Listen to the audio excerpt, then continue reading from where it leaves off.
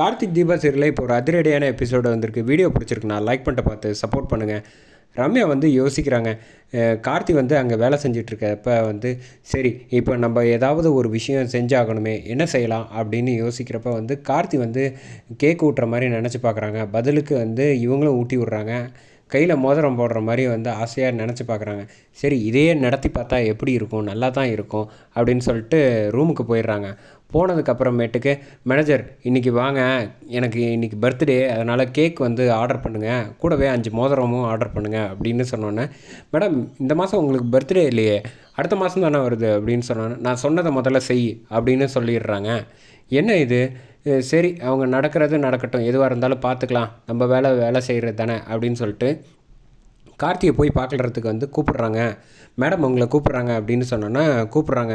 கார்த்தி உங்கள்கிட்ட ஒரு முக்கியமான ஒரு விஷயம் பேசணும். என்ன மேடம், நான் வந்து இப்போ பெங்களூர் போகிறேன், அதுக்கு வந்து 5 மிஷினரிஸ்லாம் வாங்க வேண்டியது இருக்குது, அதுக்கு 2 நாள் தங்குற மாதிரி இருக்கும், நீங்களும் வந்துடுங்க அப்படின்னு சொன்னோன்னே, இல்லை மேடம் நான்லாம் வரல, என்னோட சீனியர்ஸ் நிறைய பேர் இருப்பாங்க, அவங்கள கூட்டிகிட்டு போங்கன்னு.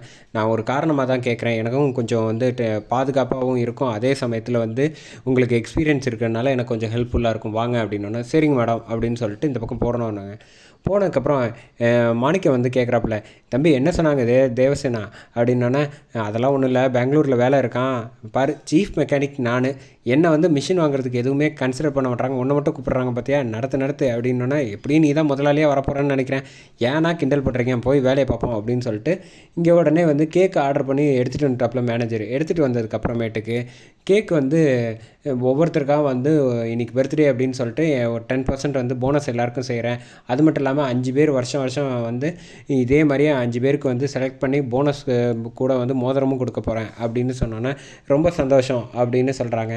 ஒவ்வொருத்தருக்காக வந்து கேக் ஊட்டி விட்றாங்க. கார்த்திக்கு கேக் ஊட்டலான்ட்டு வர்றப்போ வந்து கார்த்தி வந்து கேக்கை வந்து கையிலேருந்து எடுத்துக்கிட்டு ரம்யாவுக்கு செம்ம நோஸ் கட்டு பண்ணுறாப்புல. அதே மாதிரியே மற்றவங்க எல்லாேருக்கும் வந்து மோதிரம் வந்து ஒவ்வொருத்தருக்காக மாட்டி விட்டுட்டு கார்த்திக்கும் மோதிரம் மாட்டலான்ட்டு கையை நீட்டாக சொல்கிறாங்க.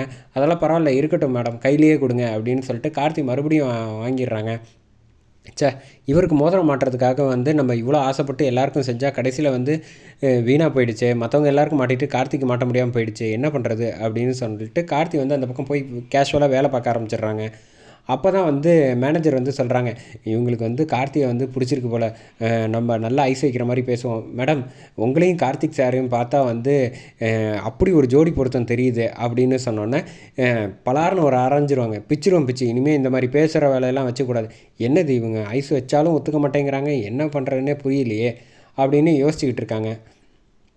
சரி விடு, எதுவாக இருந்தாலும் பார்த்துக்கலாம் அப்படின்னு சொல்லிவிட்டு இங்கே கார்த்தி பக்கத்தில் வந்து ஒருத்தர் வந்து ஃபோன் பேசிகிட்டு இருக்காங்க, வேலை செஞ்சுட்டு இருக்கவங்க, இந்த மாதிரி ஃபீஸ் கட்ட முடியல அப்படின்னு பேசிகிட்டு இருக்கப்போ வந்து கார்த்தி வந்து அதை நோட் பண்ணிவிட்டு கஷ்டமாக இருக்குது என்ன பண்ணுறதுன்னு யோசிக்கிறப்போ கார்த்தி வந்து கையில் இந்த மோதிரம் வந்து கொடுத்தது, ரம்யா கொடுத்ததை வந்து அப்படியே கொடுக்குறாங்க.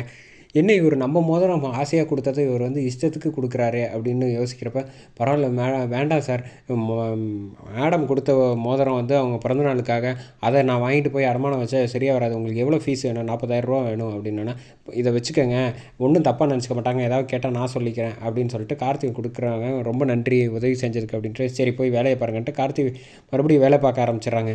அதே சமயத்தில் இந்த பக்கம் வந்து தீபா வந்து காய் வாங்கிட்டு வந்து ரோட்டில் வந்து நடந்து வந்துட்டுருக்காங்க. வந்துட்டுருக்கப்போ யாரோ ஒருத்தவங்க வேணுன்ட்டே வந்து இடிக்கிறாங்க. இடித்தோன்னே வந்து தீபா, அறிவு இருக்கா, பார்த்து போக மாட்டியா அப்படின்னு கேட்குறாங்க. நான்லாம் கரெக்டாக தான் வரேன், என்ன இப்போ தெரியாமல் தானே இடித்தேன், அதுக்கு எதுக்கு இவ்வளோ ஓவராக பேசுகிறேன் அப்படின்னு பலர்னு அடிக்கிறாங்க.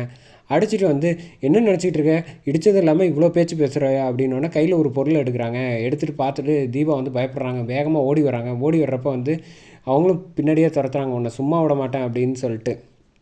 கரெக்டாக வந்து கார் வந்துக்கிட்டு இருக்குது, இந்த பக்கம் தீபா ஓடி வந்துகிட்டு இருக்காங்க, தெரியாமல் இடிச்சிடுறாங்க. இடித்ததுக்கு அப்புறமேட்டுக்கு அந்த பக்கம் வந்து அந்த ஆள் வந்து தப்பிச்சு ஓடிடுறாங்க. இங்கே சுற்றி மக்கள் எல்லோரும் ஓடி வந்துடுறாங்க. வந்ததுக்கப்புறமேட்டுக்கு என்ன பண்ணுறதுன்னு தெரியாமல் வந்து யாரோ பாரு, ஃபோனை எடுத்து பாரு அப்படின்னு சொல்லிட்டு ஃபோனும் கீழே பறந்து உடஞ்சிருது. அப்புறம் வந்து தீபா வந்து அந்த பக்கம் வந்து எல்லா மக்களும் சேர்ந்து அழைச்சிட்டு போகிறாங்க.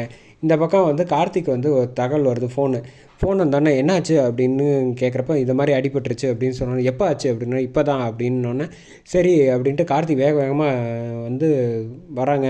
வந்து ரம்யா கிட்டே வந்து கேட்குறாங்க, இந்த மாதிரி பர்சனல் ஒர்க் இருக்குது, ஒரு 1 ஹவர் பர்மிஷன் வேணும் அப்படின்ட்டு கேட்குறாங்க. கொஞ்சமாவது ஒய்ஃபுக்கு அடிபட்டுருக்குன்னு வாயத்தரன்னு சொல்கிறாரான்னு பாருங்கள், சொல்லவே மாட்டேங்கிறாரு.